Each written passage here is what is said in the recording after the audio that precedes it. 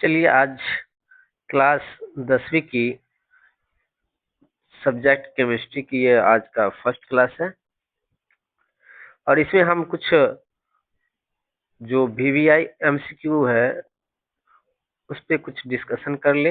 ये मेरा series 50 question का प्रत्येक दिन रहेगा, तो सभी विद्यार्थियों से आग्रह है कि आप लोग इस सभी क्वेश्चन को एक बार देख करके अवश्य जाएं। ये सब हमने बोर्ड मॉडल को देखते हुए क्वेश्चन को बता रहे हैं। चलिए आज की क्लास शुरू की जाए। तो आज का जो पहला क्वेश्चन है, खड़िया का रासायनिक सूत्र क्या होता है? तो अगर खड़िया की रासायनिक सूत्र कहें तो वो होता है CaCO3, calcium carbonate. Calcium carbonate होता है, जो कि ऑप्शन सी है सही। इसके बाद अगला क्वेश्चन चलते हैं, ग्लूकोज का रासायनिक सूत्र निम्नलिखित में से कौन है? तो ग्लूकोज का रासायनिक सूत्र क्या होता है?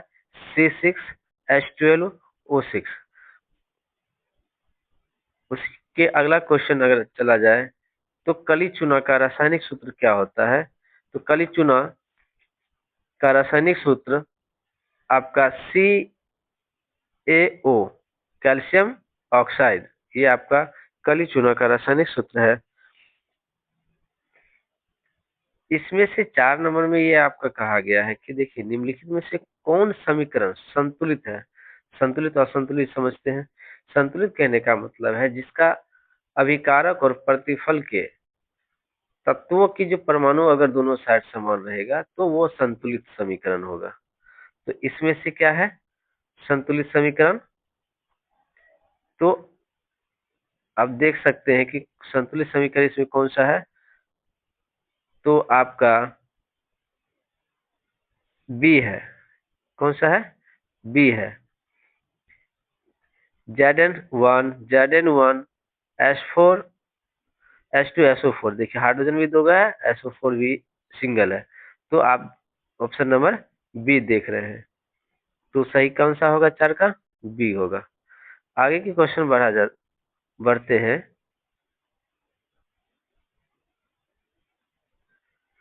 अगला क्वेश्चन में हम लोग चलते हैं आगे की ओर। तो क्वेश्चन नंबर 5 में क्या कहता है? क्वेश्चन नंबर 5 में कहता है निम्नलिखित में से कौन सा संतुलित नहीं है? कौन सा संतुलित नहीं है? तो इसमें से हम पहले चेक करते हैं। H2SO2H2O प्लस, अब क्या देख रहे हैं हाइड्रोजन इधर क्या हुआ है 4 गो, ऑक्सीजन क्या हुआ है 2 गो। इस साइड भी देखते हैं हाइड्रोजन 4 गो है, ऑक्सीजन क्या हुआ है 2 गो।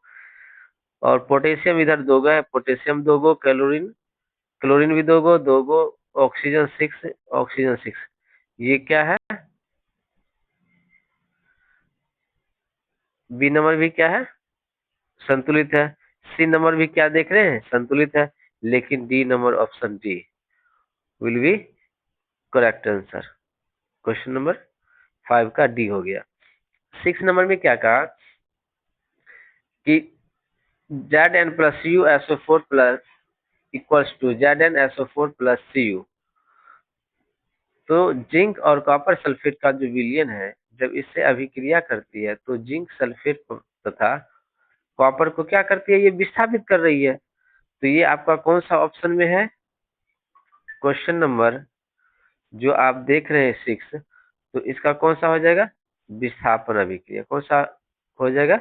विस्थापन कहे या एकल विस्थापन अभिक्रिया। क्यों? क्योंकि इसमें कॉपर क्या कर रहा है? विस्थापित कर रहा है। तो अगला क्वेश्चन देखा जाए। अगला क्वेश्चन क्या है? तो एथिल अल्कोहल का व्यापारिक उत्पादन किस रासायनिक क्रिया द्वारा होता है? जो एथिल अल्कोहल है ना, उसको जब व्यापारिक उत्पादन किस रासायनिक क्रिया द्वारा किया जाता है? तो इसका सही आंसर होगा आपका, सही जो आंसर होगा 7 का, वो होगा आपका किण्वन। क्या होगा? किण्वन। किण्वन क्रिया द्वारा ही क्या किया जाता है? क्रिया किया जाता है। कैल्शियम कार्बोनेट से के टूटने से कैल्शियम ऑक्साइड प्लस CO2 बनता है। तो ये आपको पता होगा कि जब एक यौगिक टूटकर 2 या 2 से अधिक यौगिकों का निर्माण करता हो, उसे कौन सा अभिक्रिया कहते हैं? वियोजन अभिक्रिया। कौन सा अभिक्रिया कहते हैं? वियोजन अभिक्रिया। इसके बाद आ जाते हैं क्वेश्चन नंबर 9 में कि सिल्वर आयोडाइड का रंग कैसा होता है। तो स्वाभाविक है कि सिल्वर आयोडाइड की बात करें तो कैसा होगा? पीला होगा। कैसा होगा? पीला होगा। क्वेश्चन नंबर 10 में क्या कहा कि किस अभिक्रिया, यानी वह कौन सी अभिक्रिया जिसमें आयनों का आदान प्रदान होता है, अर्थात अदला बदली होता है। ये किसमें होता है? आपका द्विविस्थापन अभिक्रिया। किसमें होता है? द्विविस्थापन अभिक्रिया। उपचयन में निम्नलिखित में से क्या होता है? जैसे अपचयन, उपचयन पढ़े हैं रेडॉक्स अभिक्रिया में, तो उसी में से उपचयन पदार्थ क्या है और अपचयन पदार्थ क्या है। तो इसमें से अगर हम देखें तो इसमें हम पाएंगे कि हाइड्रोजन क्या होगा? हाइड्रोजन भी होगा, इलेक्ट्रॉन का त्याग भी करना होता है, ऑक्सीजन का योग भी। नहीं देखते हैं कि उपचयन अभिक्रिया क्या कहते हैं कि वैसी अभिक्रिया जिसमें जिसमें ऑक्सीजन का संयोग हो, ऑक्सीकरण अभिक्रिया जिसको कहते हैं, ऑक्सीजन का संयोग हो और हाइड्रोजन का ह्रास हो, अर्थात इसमें क्या हो रहा है? इलेक्ट्रॉन का त्याग हो रहा है। इनमें से क्या हो जाएगा? सभी। क्वेश्चन नंबर 11 का डी। आगे की और बढ़ा जाए तो क्वेश्चन नंबर 12 में ये कह रहा है कि निम्नलिखित में से कौन सा पदार्थ बिना ज्वाला के जलता है? बताओ, बिना ज्वाला के जलता है। तो इसमें मोमबत्ती ज्वाला देता है, मेथेन गैस ज्वाला देता है, केरोसिन तेल देखते नहीं ज्वाला देता है ना पीला पीला, लेकिन कोयला क्या पीला देता है? नहीं ना, कोयला हो जाएगा। क्या हो जाएगा? कोयला आंसर हो जाएगा। अब चलते हैं 13 नंबर। जब किसी अभिक्रिया के समय किसी पदार्थ में ऑक्सीजन की वृद्धि होती है तो निम्नलिखित में से क्या कहा जाता है? तो अब ये बताए हैं उपचयन होगा। क्या होगा? उपचयन, यानी ऑक्सीकरण अभिक्रिया। ऑक्सीकरण अभिक्रिया किसको कहते हैं? वैसे अभिक्रिया जिसमें हाइड्रोजन का ह्रास तथा ऑक्सीजन का संयोग हो से उपचयन अभिक्रिया कहते हैं, यानी ऑक्सीकरण अभिक्रिया कहते हैं। ग्लूकोज का रासायनिक सूत्र क्या होता है? ये रिपीट हो गया है क्वेश्चन। C6H12O6। रासायनिक अभिक्रिया में भाग लेने वाले पदार्थ को क्या कहते हैं? जैसे H2 लिखते हैं, H2 प्लस O2, जब अभिक्रिया में भाग ले रहा है, हाइड्रोजन और ऑक्सीजन अभिक्रिया में भाग लेता है, क्या बनाता है? H2O। ये जो H2O बनाया है तो लेफ्ट साइड वाले को क्या कहते हैं? अभिकारक, क्योंकि अभिक्रिया में भाग लिया, और प्रतिफल जो आपका अभिक्रिया के फलस्वरूप बनता है उसको हम लोग क्या कहते हैं? प्रतिफल कहते हैं या उत्पाद कहते हैं। H2O क्या हो गया? जल आपका उत्पाद हो गया या प्रतिफल हो गया, जबकि हाइड्रोजन और ऑक्सीजन क्या हो गया? आपका अभिकारक हो गया। तो यानी कि आंसर क्या हो जाएगा आपका? ए। अब 16 नंबर क्वेश्चन में हम चलते हैं। 16 नंबर क्वेश्चन में क्या बोला गया है आपसे कि श्वसन किस प्रकार की रासायनिक ऊर्जा है, अभिक्रिया है। तो 16 नंबर में आप जरा सोचिए कि जब हम लोग सांस लेते हैं तो सांस लेने से मुझे क्या मिलती है? सर ऊर्जा मिलता है। अगर आपको ऊर्जा मिलता है तो उससे मुझे क्या मिलती है? काम करने की क्षमता होती है, मिलती है ना हमें, यानी ऊष्माक्षेपी अभिक्रिया, क्योंकि ऊर्जा का उत्पादन हो रहा है इसलिए ऊष्माक्षेपी अभिक्रिया। इस तरह से भी याद रख सकते हैं। अगर इसी प्रकार आगे चले, साग सब्जियां का विघटित होकर कंपोस्ट बनाने की किस प्रकार की अभिक्रिया है? अगर साग सब्जी है ना जो हम लोग फेंक देते हैं, मान लीजिए खराब हो गया तो क्या करते हैं? फेंक ही देते हैं ना। फेंकने के बाद आप देखिएगा ना कहीं पर रहेगा तो वहां से थोड़ा सा गर्म महसूस होगा, जहां पे ये रहेगा। तो जहां पे ये रहेगा तो क्या होगा? गर्म महसूस होगा, यानी इस भी ये भी हो जाएगा आपका क्या? ऊष्मक्षेपीय अभिक्रिया, यानी ताप का वहां उत्सर्जन होता है, इसलिए ऊष्मक्षेपीय अभिक्रिया। आगे की हम देखते हैं क्वेश्चन नंबर 18। क्वेश्चन नंबर 18 में क्या कहा है? सोडियम सल्फेट और बेरियम क्लोराइड के साथ अभिक्रिया कराया जाता है तो क्या बनता है? Barium sulphate.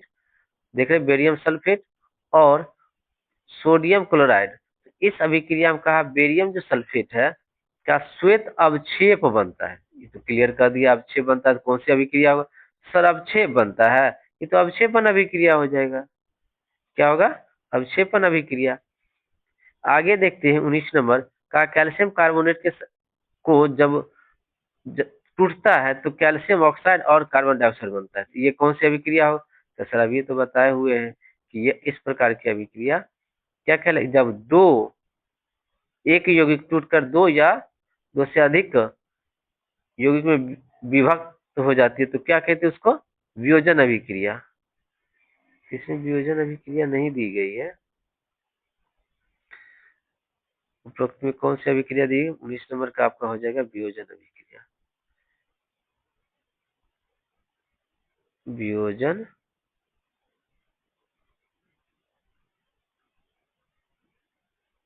ठीक है, इसमें आप क्या रखेंगे यार? वियोजन अभिक्रिया होगा। क्वेश्चन नंबर 20 में चलते हैं कि लेड नाइट्रेट चूर्ण को एक प्रखनली में लेकर के हम गर्म करें। किसको? लेड और नाइट्रेट को, यानी पीबी। अगर नाइट्रेट को हम क्या कर रहे हैं? गर्म कर रहे हैं।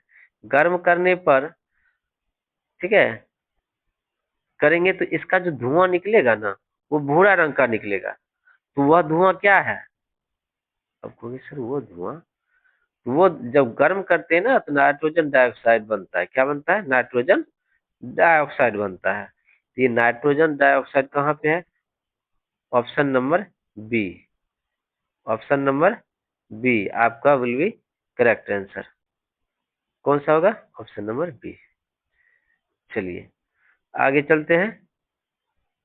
आपका 20 हो गया, 21 में चलते हैं। 21 नंबर क्वेश्चन में क्या बोला गया आपसे कि 21 नंबर क्वेश्चन में कहा है कि अम्लीय जल जब विद्युत विच्छेदन के फलस्वरूप हाइड्रोजन और ऑक्सीजन गैस इलेक्ट्रोडों पर उल्टे प्रखनली में जमा होता है तो इसके आयतनों में क्या संबंध है? इसके आयतन की अगर संबंध की बात करें तो जैसे देखिए कि अम्लीय जल अगर है, क्या है? अम्लीय अगर जल की बात करें, अगर कोई अम्लीय जल है का जो विद्युत विच्छेदन करने पर इसमें होता है क्या? दो आयतन होता है हाइड्रोजन का। हाइड्रोजन का कितना होगा? हाइड्रोजन का 2 होगा और ऑक्सीजन का 1 होगा। ऑक्सीजन कितना होगा? 1 होगा। तो इसमें इलेक्ट्रोड पे क्या निकलेगा? आपका हाइड्रोजन ऑक्सीजन निकलेगा। क्या निकलेगा? ऑक्सीजन निकलेगा। अब चलते हैं किस पे? दो गुना किस में है? 21 नंबर में हाइड्रोजन का आयतन एक ए नंबर में है। हाइड्रोजन का आयतन क्या है? 2 गुना है। किससे? ऑक्सीजन से। ये आपका हो जाएगा ए नंबर क्वेश्चन। ज्वाला एक क्षेत्र है जहां गैसीय पदार्थ जलकर उत्पन्न करते क्या करते हैं? तो ये आपका हो जाएगा कि गैस से उत्पन्न नहीं करते हैं, ताप और प्रकाश। तो यानी कि डी आंसर हो जाएगा। क्या हो जाएगा इसमें? डी हो जाएगा आपका। डी हो जाएगा आपका आंसर। अब चलते हैं सीएनजी में कौन सा अवयव होता है? तो सीएनजी में क्या होता है? अगर तीनों अगर चले, सीएनजी मेथेन भी होता है, एथेन भी होता है, प्रोपेन भी होता है, यानी सभी ऑप्शन हो जाएगा। एलपीजी गैस में क्या होता है? तो सिंपल सी बात सर, प्रोपेन भी होता है यानी ब्यूटेन, यानी कि दोनों मिला के कौन सा होगा? सी आंसर होगा। ए और बी दोनों होगा। अब एक बार एक ये याद रखिए कि एलपीजी गैस में जो गैस लीकेज होता है तो हम लोग को क्या पता चलता है कि गैस लीकेज हो रहा है? कैसे पता चलता है? तो उसमें एक विशेष प्रकार की गंध भरी होती है जिसको हम लोग कहते हैं एथिल मरकैप्टन। क्या कहते हैं? Ethyl mercaptan. ये भी याद रखेंगे। चलिए ये तो अगला क्वेश्चन ही है। इस क्वेश्चन नंबर 25 में क्या कहा? एलपीजी जो गैस है हिसाब से पता किससे चलता है? Ethyl mercaptan. अभी मैंने बताया। संगमरमर का सूत्र क्या है? सर संगमरमर तो ये तो मुझे पता है कि कैल्शियम कार्बोनेट है। क्या है? कैल्शियम कार्बोनेट है। ठीक है आगे की देखते हैं कि 27 नंबर में निम्न में से कौन सूर्य के प्रकाश में अपघटित हो जाता है? जैसे सूर्य की प्रकाश पड़ता है तो ये कौन सा है जो अपघटित हो जाती है? तो आपका जैसे सिल्वर ब्रोमाइड है उसके साथ हम लोग करते हैं तो वो आपका कौन है? तो सिल्वर ब्रोमाइड, ये आपका डी नंबर को आंसर है। कौन हो जाएगा? डी हो जाएगा। 28 में कहा क्या, रासायनिक अभिक्रिया के दौरान किस पदार्थ में ऑक्सीजन का ह्रास होता, ह्रास हो रहा है? अगर ऑक्सीजन का ह्रास होगा तो हाइड्रोजन का क्या होगा? वृद्धि होगा। तो इस अभिक्रिया को हम लोग क्या कहते हैं? अपचयन अभिक्रिया। क्या कहते हैं? अपचयन अभिक्रिया। क्यों? क्योंकि ऑक्सीजन का संयोग और हाइड्रोजन का ह्रास होता है तो उपचयन अभिक्रिया, जो कि आपका एम होता है। लेकिन यहाँ कहा ऑक्सीजन का ह्रास हो रहा है, ये बोले या हाइड्रोजन का वृद्धि बोले तो भी क्या होगा आपका? Option number B. आगे की ओर बढ़ा जाए तो 29 नंबर में क्वेश्चन में क्या कहा कि जब मैग्नीशियम रिबन का वायु में दहन होता है तो मैग्नीशियम ऑक्साइड बनता है। तो इस अभिक्रिया में मैग्नीशियम का उपचयन हुआ है। क्या हुआ? उपचयन हुआ कि अपचयन हुआ? ये क्वेश्चन पूछा है कि जब मैग्नीशियम रिबन को हम जलाए तो इसमें मैग्नीशियम रिबन का क्या हुआ है? तो मैग्नीशियम रिबन का क्या हुआ है? ऑक्सीकरण हुआ है। कि जब हम लोग उसे जलाते हैं वायु की उपस्थिति में तो ऑक्सीजन के साथ क्या कर लेता है? बताइए। संयोग कर लेता है। क्या कर लेता है? संयोग कर लेता है। जब मैग्नीशियम रिबन को जलाते ऑक्सीजन रहेगा तभी ना जलेगा। जलाने पर संयोग कर लिया तो उस जिसमें ऑक्सीजन का संयोग होता है उसे क्या कहते हैं? ऑक्सीकरण अभिक्रिया, यानी उपचयन अभिक्रिया ना। ऑक्सीकरण बोली या उपचयन एक ही चीज है। कहा विकृत गंधिता के लिए उत्तरदायी अभिक्रिया कौन सी है? तो वह अभिक्रिया आपका तेल या वसा का ऑक्सीकरण है। क्या है? तेल या वसा का ऑक्सीकरण है। क्योंकि ऑक्सीजन से ही संयोग करता है इसीलिए ना वो दुर्गंधित हो जाता है। अब इसी को हम लोग बचाव के लिए क्या करते हैं, जैसे चिप्स है, कुरकुरे है, उस पैकेट में नाइट्रोजन गैस भरी रहती है, या फ्रिज में हम लोग कोई सामान को रखते हैं फ्रेश रखने के लिए, क्या नाइट्रोजन गैस होती है। ठीक है, तो आगे की ओर बढ़ा जाए तो क्वेश्चन नंबर 31 देखते हैं। 31 नंबर क्वेश्चन में क्या कहा है? 31 नंबर क्वेश्चन देखते हैं। इसमें कहा कॉपर ऑक्साइड हाइड्रोजन के साथ अभिक्रिया करके, यानी ताप में अभिक्रिया करता है, क्या बनाता है? कॉपर प्लस जल बनाता है। तो इस अभिक्रिया में अपचयन होता है। अब ये पूछा इसमें अपचयन किसका हो रहा है? इसमें अपचयन किसका हो रहा है? सर इसमें जो है ना कॉपर क्या किया हो, अलग हो गया। इसमें कॉपर क्या हुआ है? अलग हो गया है। अपचयन हुआ कारण कि ऑक्सीजन के साथ हाइड्रोजन क्या किया? संयोग कर लिया है, यानी ऑप्शन नंबर बी हो जाएगा। बाकी आप लोग को ये बता दें कि 2 से 3 दिन बाद, यानी कि आपका 15 तारीख के बाद मैं आप लोगों के लिए 2 मार्क्स वाला क्वेश्चन लेके आ रहा हूँ, जो क्वेश्चन के साथ आप लोग को आंसर भी प्रोवाइड किया जाएगा। क्योंकि बहुत सारे बच्चे को काफी परेशानी होता है उसे क्वेश्चन लिखने में, उसका आंसर ढूंढने में। तो मैंने एक ऐसा सीरीज चलाया हूँ कि जो क्वेश्चन भी देंगे और आंसर भी आपको साथ साथ देते चलेंगे। अगर हो सके तो पीडीएफ भी आप लोगों को टेलीग्राम पे प्रोवाइड कर दिया जाएगा। तो चलिए आगे चलते हैं,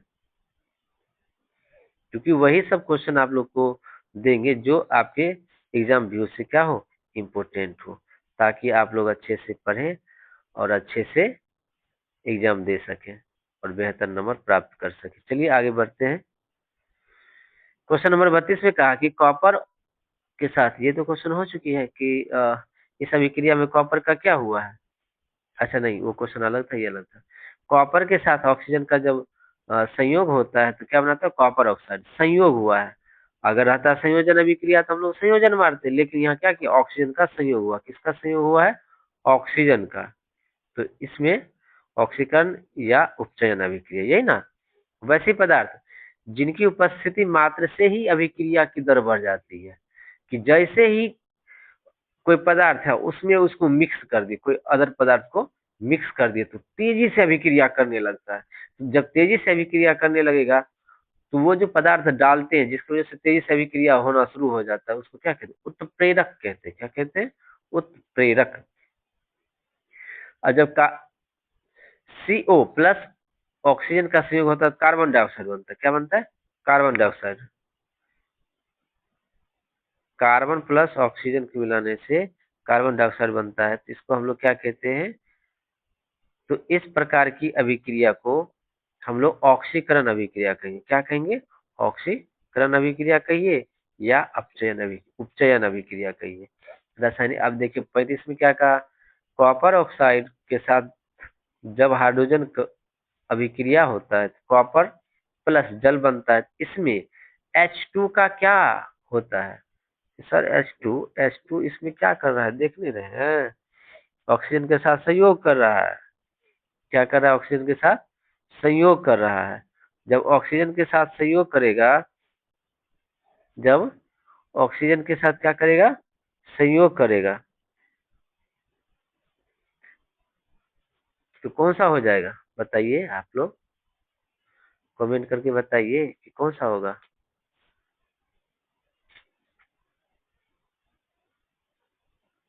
अरे यार सिंपल तो है, ऑक्सीकरण नहीं होगा। इसमें क्या देख रहे हैं आप? हाइड्रोजन और ऑक्सीजन के साथ क्या हो रहा है? संयोग हो रहा है ना। इसमें हाइड्रोजन के प्रेजेंस में पूछा है, तो इसमें ऑक्सीजन का संयोग हुआ, इसलिए ऑक्सीकरण हुआ।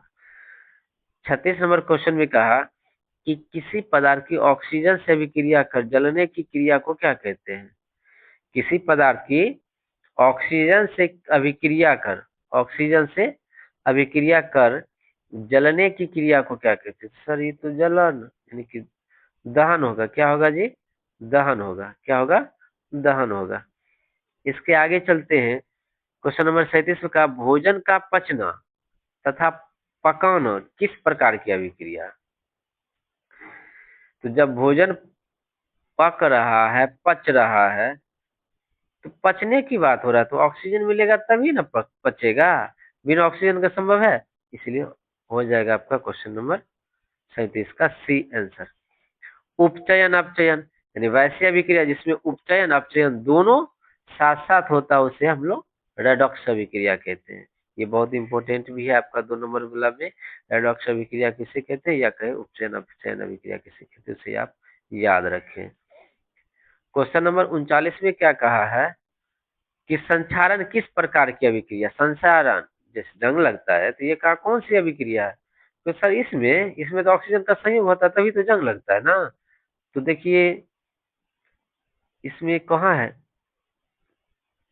Option number D. Option number D में चला जाएगा। चलिए अब तेजी से जल्दी से कंप्लीट करते, लंबा वीडियो हो रहा है। निम्न में से कौन सही नहीं है? तो ऑक्सीजन और अवकरण साथ साथ होते हैं? कहा नहीं है। क्वेश्चन में क्या कहा कि ऑक्सीकरण और अवकरण साथ साथ बिल्कुल होता है। उष्माक्षेपीय अभिक्रिया में ताप का अवशोषण होता है, ये तो गलत है ना। इसमें शोषण नहीं होता है, क्षेपी होता है, उत्सर्जित होता है। ये उल्टा बोल दिया, यानी क्वेश्चन नंबर 40 का बी क्या है? गलत है। दहन और श्वसन पता है, ऑक्सीकरण अभिक्रिया है। चिप्स के थैले में नाइट्रोजन गैस भरी होती है, अभी नहीं मैंने डिस्कस किया है, तो ये आपका क्या होगा? बी गलत। अब चलते हैं हम लोग क्वेश्चन नंबर 41 में। क्वेश्चन नंबर 41 क्या बोला है कि वसा युक्त अथवा तैलीय खाद्य सामग्री जब लंबे समय तक रखा जाता है तो पदार्थ विक्रंदित हो जाता है। नहीं, हम लोग अपना भाषा में कहते हैं खट्टा हो गया भाई। तो यह परिवर्तन किस अभिक्रिया के कारण होता है? तो सर ये तो फिर वही बात आप बोल दिए कि जब ऐसा क्वेश्चन रहेगा तो आंख मूंद के मार देंगे कि ऑक्सीजन बिना संभव है? संभव ही नहीं है, ऑक्सीजन तो ही खराब करता है, इसलिए तो बचाने के लिए नाइट्रोजन गैस का यूज किया जाता है। आपका निम्न में से कौन सा अबकारक है? क्या है? अबकारक है। तो अबकारक की बात आ गई तो आपका H2S है, ऑप्शन नंबर डी। और फिर कहा 43 में क्या बोला है कि रासायनिक अभिक्रिया के दौरान किस पदार्थ में ऑक्सीजन का संयोग होता है? तो फिर वही बात, ऑक्सीजन का संयोग होता है, तो चैन मार दीजिए आंख मूंद के। 44 में कहा बाजार में बिकने वाले चिप्स की थैली में अभी मैंने बताया कौन सी गैस भरी रहती है? नाइट्रोजन भरी रहती है। एकदम तेजी से चलना है। क्वेश्चन नंबर 45 में क्या कहा है कि नाइट्रोजन कम सक्रिय है, अतः इसका उपयोग वसा युक्त पदार्थ में, जैसे तेलीय पदार्थ है ना, उसमें ना किया जाता है। तो क्यों किया जाता है?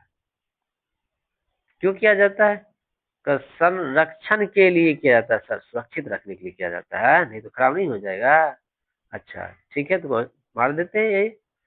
वैसे पदार्थ जो अन्य पदार्थों को अवकृत करने की क्षमता रखते हैं, अवकृत करने की क्षमता रखते हैं। क्या करने की? अवकृत। सर अवकृत बोले हैं तो इसमें अवकारक मारिए ना, अवकृत, अवकारक। अब 47 का निम्न में से कौन ऑक्सीकारक है?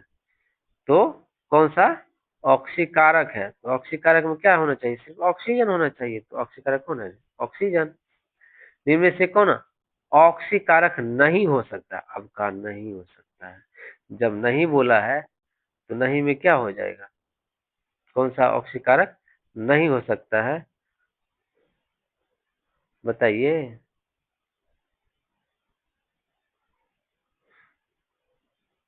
क्या होगा?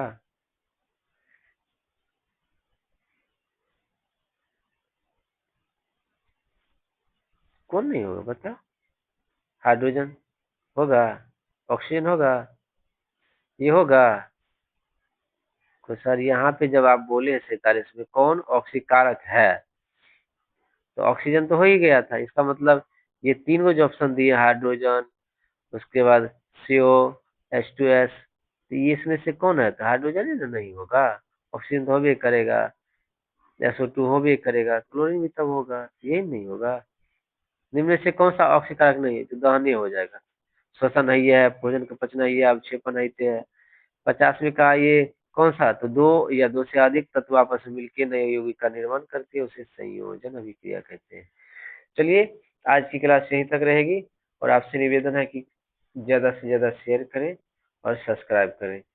इसके आगे मैं 50 क्वेश्चन का और टेस्ट लेके आऊंगा कल। आप लोग हमसे जुड़ना ना भूलें। ये डेली 50 क्वेश्चन का ऑब्जेक्टिव MCQ टाइप में आप लोग को डेली करवाएंगे। इससे आप लोग खुद से देखें कि मैंने कितना क्वेश्चन को डील किया है, ताकि आप लोग को ये एवरेज मिल जाए कि मुझे किस प्रकार की तैयारी हो चुकी है। अगर 50 में से अगर 45 आपका अपने सही मारा है, तो आप एक एवरेज में आ जाते हैं और अच्छे मार्क्स आप ला सकते हैं। Thank you.